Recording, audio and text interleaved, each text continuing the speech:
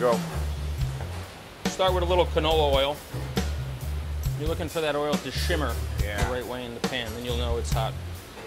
This is a fillet of pompano, Florida pompano, wrapped in baby taro. This was the first dish that I created for Oceana when I took the job.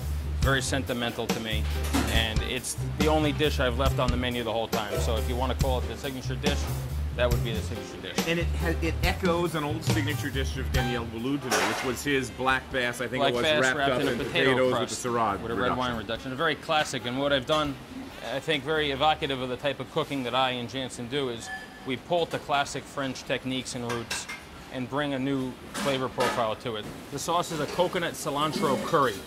What this here is some fish fumet, some coconut milk. You've got some ginger, some chilies, some curry leaves, black cumin. That's really, really nice. All right, we know this fish is done. Okay, we're gonna pour off a little bit of that oil. In the pan goes our basmati rice cake. And a good little pat of butter.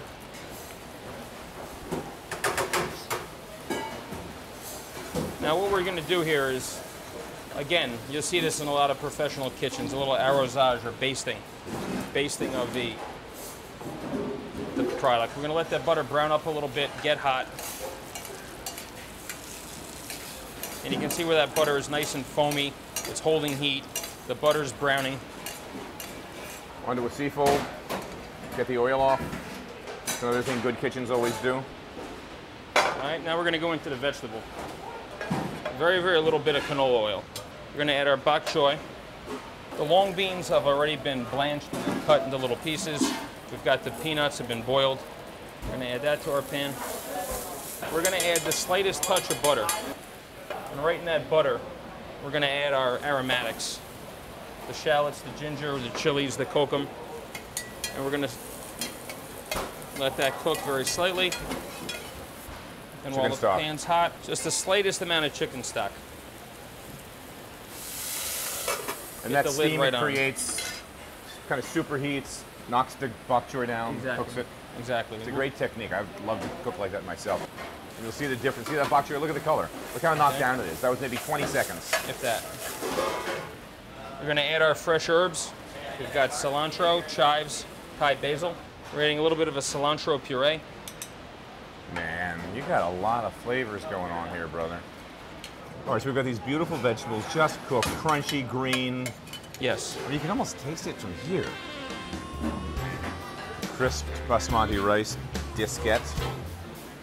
Fish sitting on top of it, pompano. What a beautiful dish. What a pretty, pretty dish. Look at those colors. That's just ridiculous. All right, let's get into this bad boy. See that fish. Steamy, moist, delicious. We're not gonna let it swim.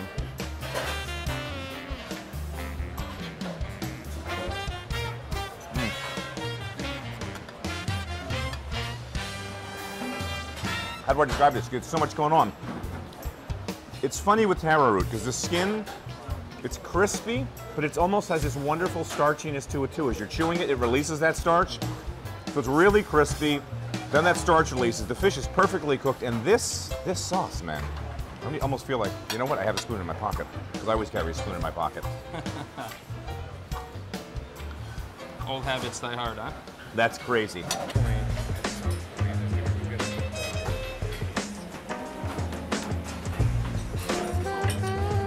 Got red snapper ceviche, marinated with some lemon, lime, and orange juice, roasted corn, hearts of palm, red bell pepper. So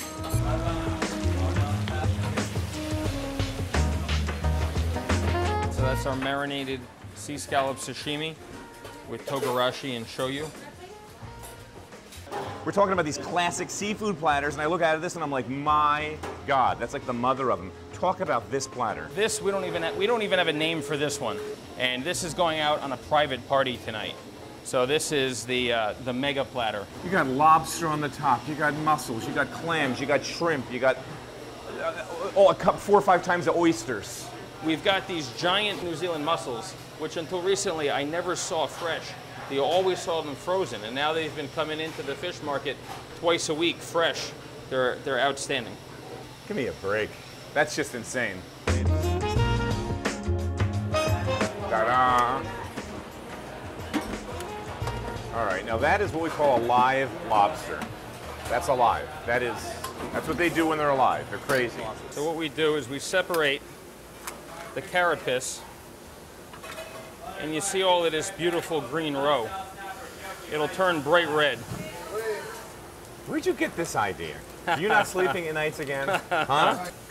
Gonna put the lobster head in the duck press. And we're gonna press it. And we're getting all of that nice Briny. protein-rich, briny lobster juice. All right, you gotta hold on there, Mike. It's a two-man job. Keep going, keep going. Okay. We're good? We're good. I got myself braced here. Want one more Nope. turn? All right, you're cool. That's a lot of juice. Getting all that juice out of there. So here's what we're gonna do. We've got our liver, our roe, the juices from the head, little splash of brandy, little squeeze of fresh lemon juice, little pinch of salt. And we're gonna start whisking this as if we were making a hollandaise. You can see how that dark green turns to a nice... Yeah, all that dark green turns to red. That's what the lobster coral will do. Are we making hollandaise with olive oil? With olive oil. That's how we do the lobster sauce. Lobster That's coral insane. emulsion. That's insane. Okay, we don't have the smell thingamajigger on camera, but it's just, it's smell-o-vision? It's a little bit briny and oceanic, and it just smells like extra virgin olive oil. Oh, man. That's crazy good. So that's our steamed Maine lobster with the lobster coral emulsion. From the lobster press. That's crazy, crazy good. Really beautiful. So just the essence of lobster right there.